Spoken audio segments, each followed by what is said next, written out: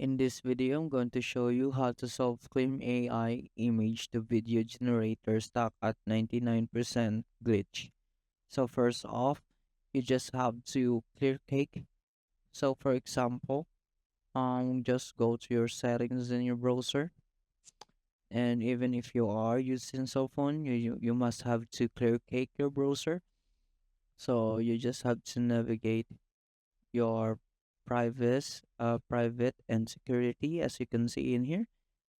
You should delete your cake in here and delete data, and make sure it's last 7 days or more, or you could also have 24 hours if you want to, or you have important details.